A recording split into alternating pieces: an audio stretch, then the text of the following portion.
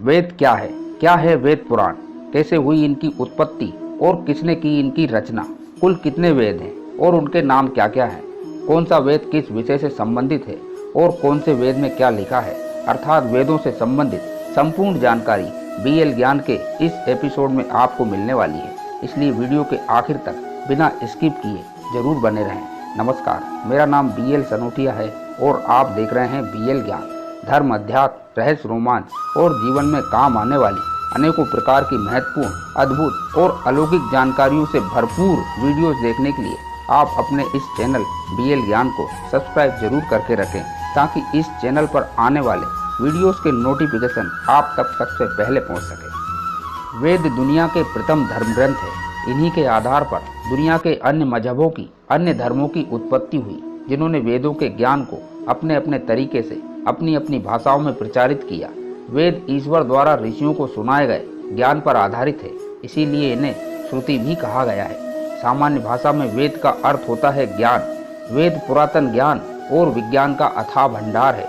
इनमें मानव की हर समस्या का समाधान है। वेदों में ब्रह्मा यानी ईश्वर, देवता, ब्रह्मांड, ज्योतिष, गणित, रसायन, औषधि, प्रकृति, खगोल, भूगोल, धार्मिक नियम, इतिहास, रीति रिवाज आदि लगभग सभी विषयों से संबंधित ज्ञान भरा पड़ा है। वेदों को मुख्यतः 4 भागों में बांटा गया है: ऋग्वेद, सामवेद, यजुर्वेद और अथर्ववेद। वेदों की रचना प्राचीन काल के ऋषि और मुनियों ने की थी और ऐसा माना जाता है कि ईश्वर ने ऋषि और मुनियों को जो ज्ञान दिया उसे वे लिपिबद्ध करते चले गए। ऐसा भी माना जाता है कि ब्रह्मा जी के 4 मुखों से 4 वेदों की उत्पत्ति हुई: ऋग्वेद, यजुर्वेद, सामवेद और अथर्ववेद। तो अब ये भी जान लेते हैं कि कौन से वेद में क्या लिखा है, अर्थात कौन सा वेद किस विषय से संबंधित है। सबसे पहला ऋग्वेद। ऋग अर्थात स्थिति और ज्ञान।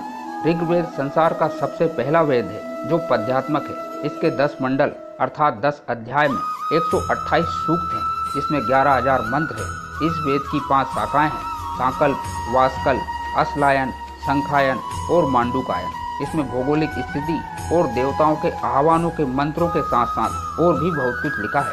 ऋग्वेद की ऋचाओं में देवताओं की प्रार्थना, स्तुतियाँ और देवलोक में उनकी स्थिति का वर्णन मिलता है।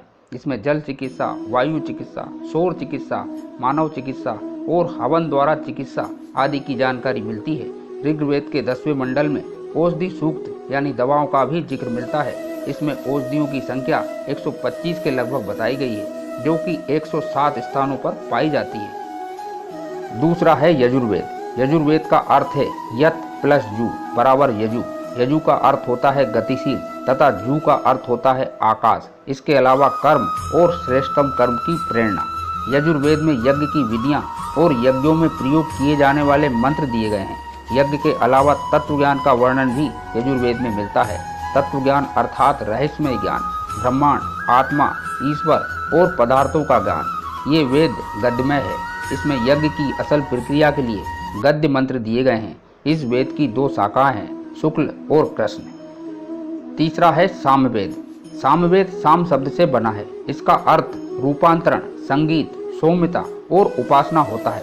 सामवेद में ऋग्वेद की ऋचाओं को संगीतमय रूप में प्रस्तुत किया गया है। सामवेद को गीतात्मक यानी गीतों के रूप में लिखा गया है। इस वेद को संगीत शास्त्र का मूल भी माना जाता है। इसमें 1824 मंत्र हैं, जिसमें से इंद्र, सविता, अग्नि जैसे देवताओं का वर्णन मिलता है। सामवेद की 3 शाखाएं और 75 ऋचाएं हैं। चौथा है अथर्ववेद। अथर्व शब्द थर्व प्लस अथर्व शब्द से मिलकर बना है। थर्व का अर्थ कंपन और अथर्व का अर्थ अकंपन होता है। इस वेद में रहस्यमय विद्याओं, चमत्कार, जादू टोने, आयुर्वेद, जड़ी बूटियों का वर्णन मिलता है। और इस वेद में कुल 20 अध्यायों में 5,687 मंत्र हैं। अथर्ववेद 8 खंड में विभाजित है। इसमें भेषज वेद और धातु वेद 2 प्रकार मिलते हैं। तो मित्रों, ये वो वेद और पुराणों से संबंधित जानकारी और उनमें क्या क्या लिखा है और क्या क्या बताया गया है इस वीडियो में आपको बताई गई है। हमें आशा और उम्मीद है कि वीडियो में दी गई जानकारी निश्चित ही आपको पसंद आई होगी। वीडियो में दी गई जानकारी और वीडियो पसंद आया है तो वीडियो को लाइक और शेयर करना ना भूलिए। साथ ही अभी तक आपने हमारे इस चैनल को सब्सक्राइब नहीं किया है तो चैनल को सब्सक्राइब